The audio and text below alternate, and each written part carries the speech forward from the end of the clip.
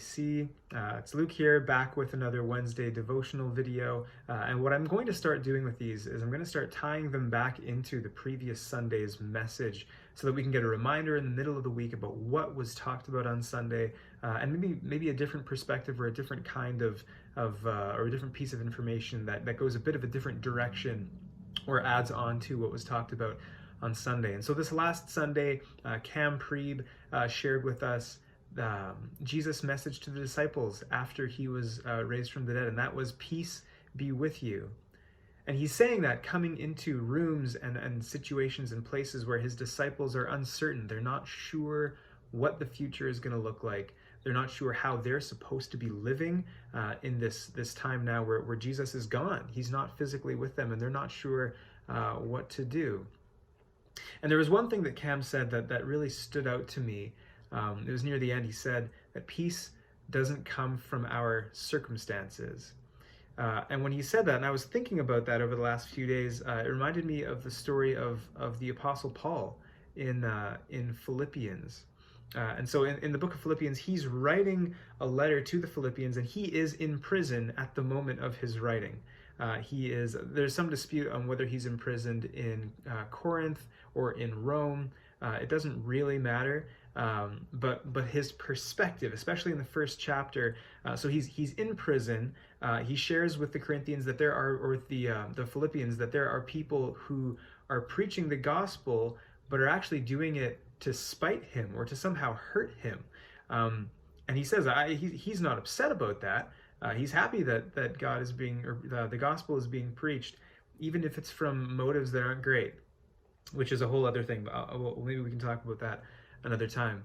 But it's his perspective that really comes across. He is able to find peace even in the middle of being in prison and having people preach the gospel somehow against him. And you can hear it starting in verse 20, Philippians 1 verse 20. He says, "I fully expect and hope that I will never be ashamed, but that I will continue to be bold for Christ, as I have been in the past. And I trust that my life will bring honor to Christ, whether I live or die. For me, living means living for Christ, and dying is even better. But if I live, I can do more fruitful work for Christ. So I really don't know which is better. I'm torn between two desires. I long to go and be with Christ, which is far better for me. But for your sakes, it is better that I continue to live. Knowing this, I'm convinced that I will remain alive so I can continue to help all of you grow and experience the joy of your faith." So in this moment in prison, Paul has peace, and even beyond peace, he has joy. Even though he's in prison, even though he could be facing death, and everything we know about Roman prisons, they're not good. They're quite terrible, and also just being a Christian was punishable by death.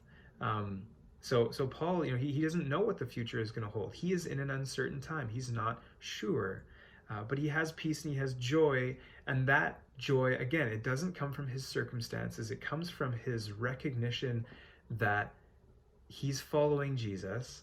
And while he's in prison, while he's having difficult circumstances, his behavior is an example of the gospel. The things that he's saying, the things that he's doing are spreading the message of Jesus.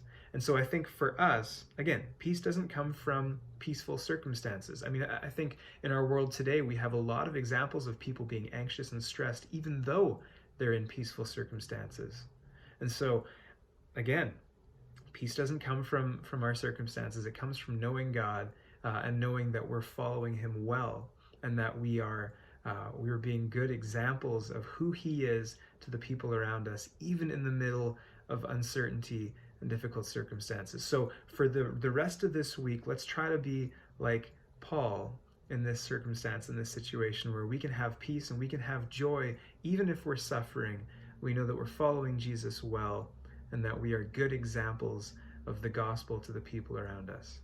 God bless.